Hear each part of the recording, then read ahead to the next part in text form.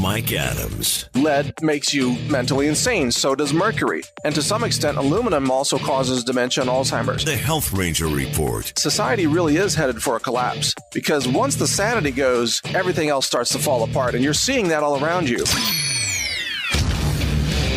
It's time for the Health Ranger Report. The Health Ranger Report. And now from naturalnews.com, here's Mike Adams. So many things are at the breaking point right now in our chaotic world that perhaps this year, 2017, should be called the breaking point. I mean, where to even begin? We've got financial issues breaking. We've got, the global debt collapse imminent, with more and more people thinking things are going to unravel maybe sometime this fall. I mean, I know a lot of people have made timing predictions before, and everybody's been wrong, up until the moment.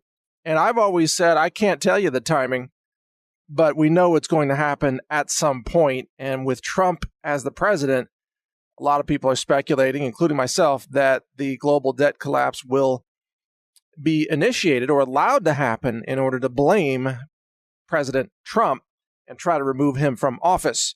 But that's just one of the examples of the chaos and the breaking point that's happening. We've got, a cultural breaking point in the United States. The state of California is almost seceding from the union. They've banned travel, any state-funded travel, including like university sports teams and so on, to 8 different states. They've banned travel to 8 different states. I mean, talk about a travel ban. I thought the left didn't like a travel ban, but they initiated one covering the entire state of California. It's really bizarre. Culturally, too, California wants to secede. Well, Western California, I should say, the cities, San Francisco, Los Angeles, and so on, they're living in a different world. They don't love America. They hate their own country. They want to form their own communist country, I guess. The Socialist Soviet Republic of California or something like that. I don't know what they want to do. But that's just another point.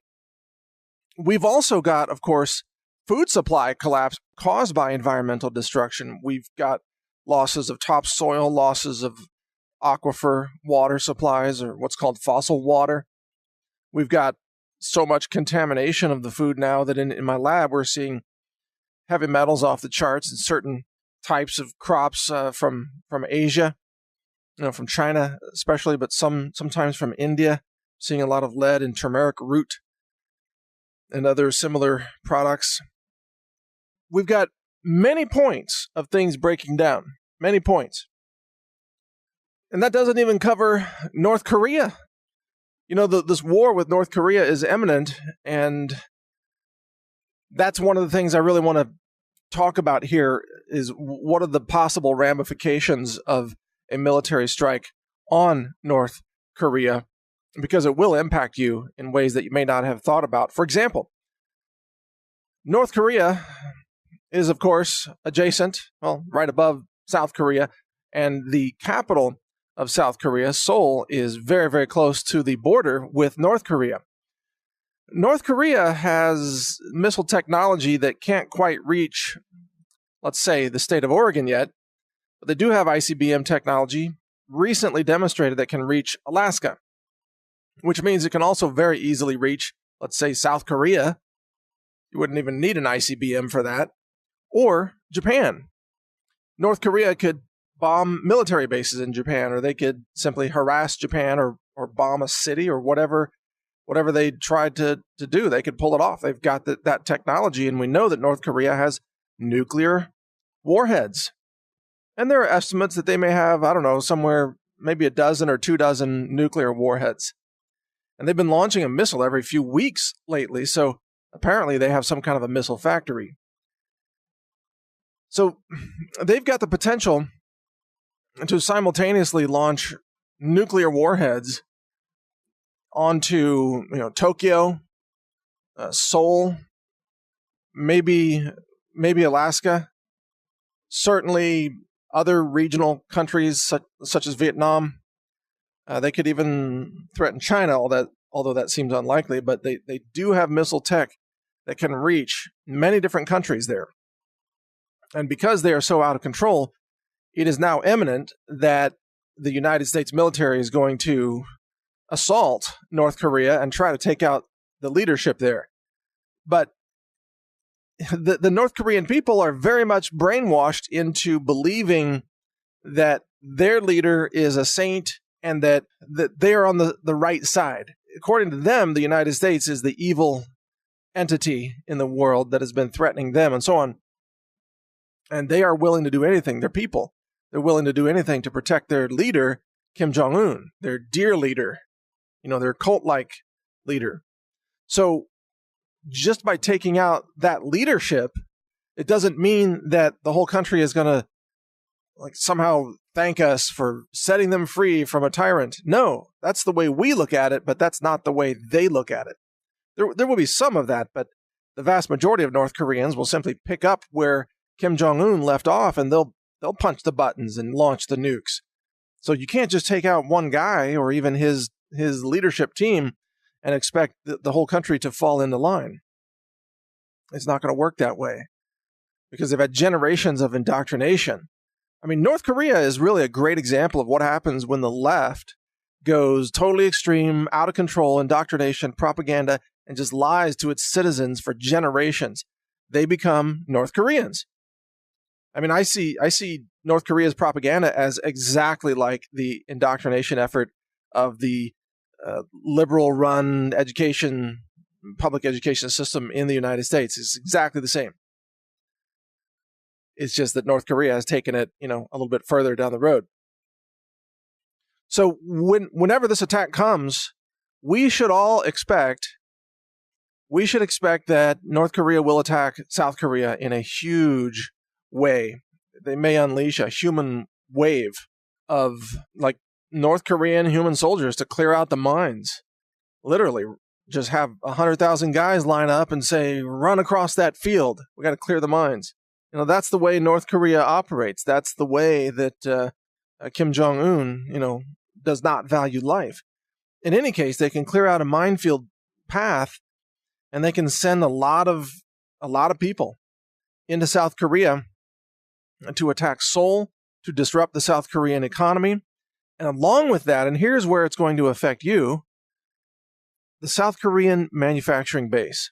Now, a lot of the products that you purchase are manufactured in South Korea.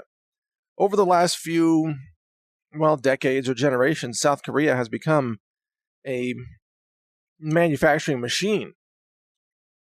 And a surprising proportion of all of your appliances, from washing machines and refrigerators, freezers, dryers, even mobile phones, Samsung, are all made in Korea.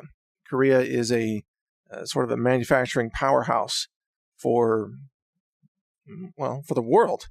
And a lot of what you depend on, believe it or not, comes out of South Korea, including chlorella. One of our chlorella sources, we've got a couple of sources, but one of our superfood chlorella sources is in South Korea.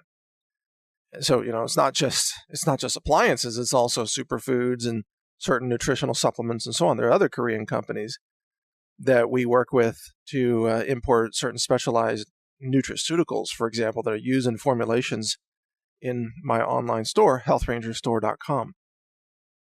So we anticipate that will be extremely disrupted, and this will ripple across the economy. And with our global economy already based on so much debt and so much leverage, the truth is that it won't take much disruption to bring that global debt system to its knees, or to start unraveling the debt system, which could have huge implications globally for your finances.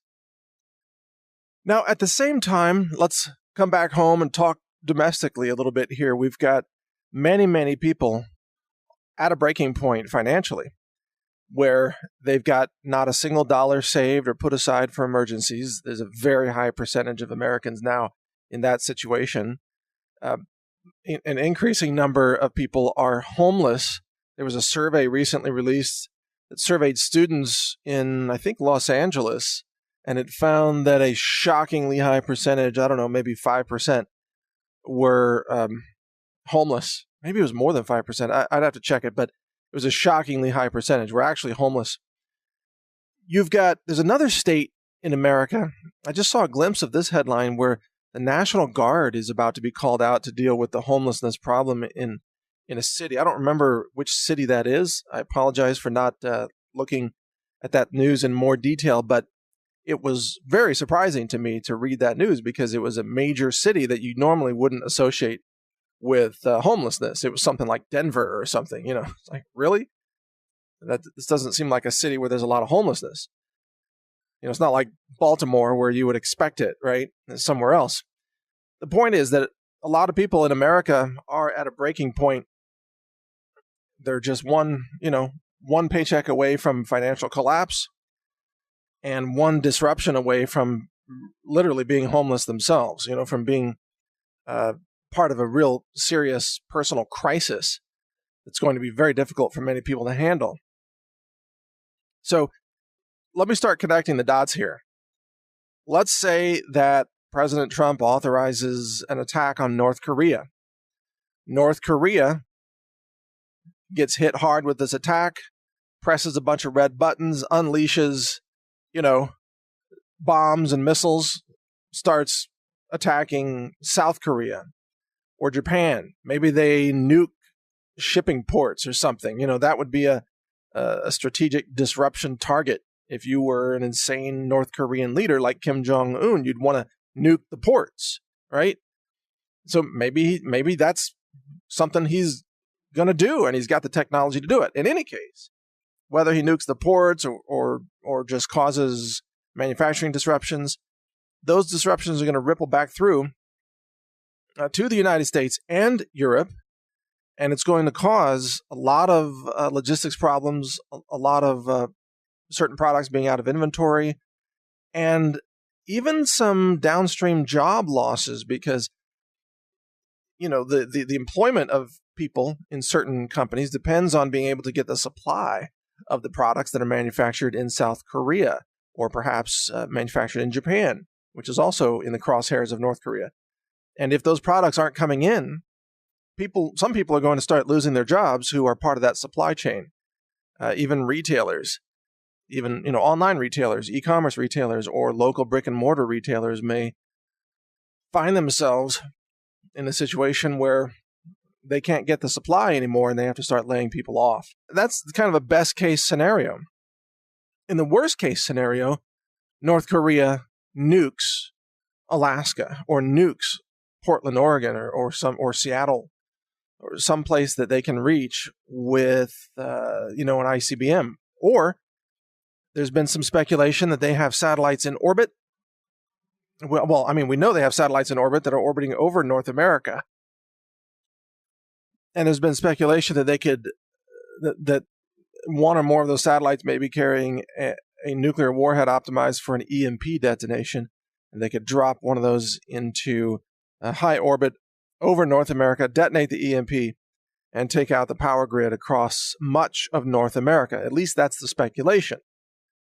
There's no confirmation that that is the case, by the way. It's just speculation. But it's well within the technical expertise of North Korea to do that. And if North Korea is a country that is on a suicide mission, really a national kamikaze approach, like they don't care, Kim Jong-un doesn't care if he dies as long as he can disrupt the American economy or kill a bunch of South Koreans or nuke Japan's port or something. If he's willing to make that sacrifice of himself and his country in order to achieve those tactical target disruptions, then that's a very dangerous situation because he's got the technical expertise to pull those things off. So I would expect that essentially the summary of this is that any attack on North Korea is going to have a very devastating spillover effect. It's going to spill over into global supply chain disruptions, logistics disruptions, and economic disruptions, even in the United States. Those economic disruptions will also affect certain European countries. Now, none of this will be the fault of President Trump. You can't blame him for realizing the need to take out North Korean leadership because they are extremely dangerous. They are very volatile, unpredictable. They're like crazy people with nuclear warheads and ICBMs. What do you do with those kind of people? You got to, at some point, you have to stop them. If you can't talk them down, if you can't negotiate with them, if you can't convince them to back off and change their ways, then at some point, you got to go in with kinetic action and force them to stop. It's kind of like if a person with a gun breaks into your home and is trying to rob you, sure, you can try to negotiate with them, but if he keeps threatening to shoot you, at some point, you're going to have to take him out. And that's sort of the situation with North Korea at the moment. So Donald Trump is, in essence, forced into this. He has to take these steps to protect American interests and America's trading partners overseas, most notably, again, Japan and South Korea. Even regardless of the risk of spillover violence or the risk of other nukes being launched by North Korea, it's better to take them out now and cut off the development of future weapons than to just wait around for him to create more devastating weapons or more missiles or more warheads. I mean, North Korea is in a rapid development cycle. The reason they are engaged in so many launches is because they're following an iterative approach to missile testing and R&D, research and design. Lots of development going on. You got to test, launch a lot of missiles to develop that technology. The U.S. did the same thing back in the 1950s and 60s and 70s. And that's really where North Korea's technology is right now in terms of missile tech. It's about sort of where the U.S. was in the 1960s. That would be a pretty good guess. But remember, in the 1960s, we could launch ICBMs essentially. They weren't mature at that time, but they were launchable.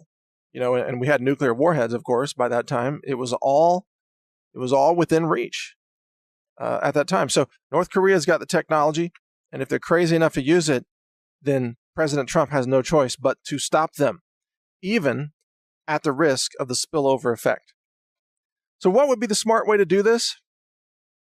Well, the smartest way, I would imagine, obviously I'm not a special operations guy, but I would say that you would insert some spec ops people on the ground in North Korea at the same time that you are preparing very, very large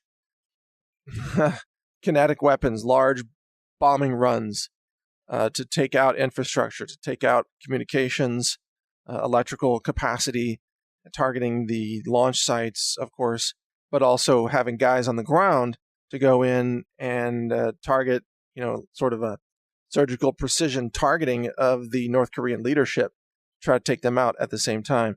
It's going to be a very high-risk operation no matter what you do.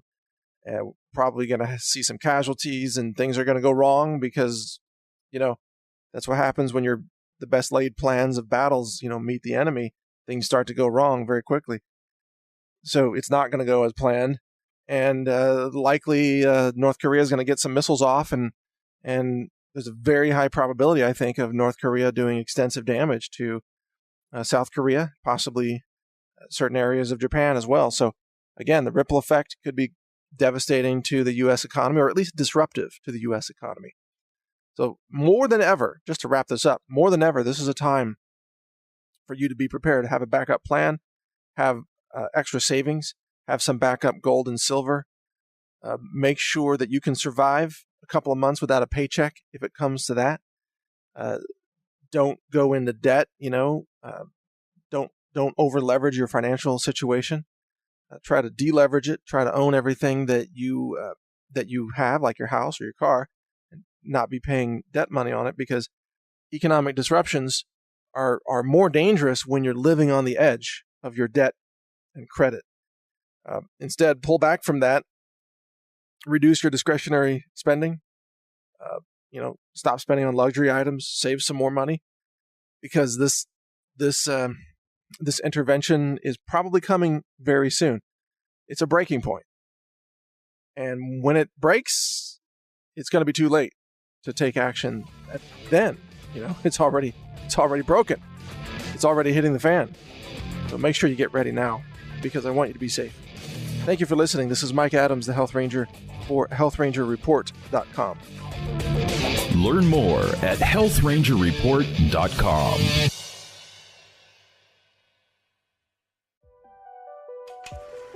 Support our films for humanity. Visit HealthRangerStore.com. The cleanest lab-verified health products in the world.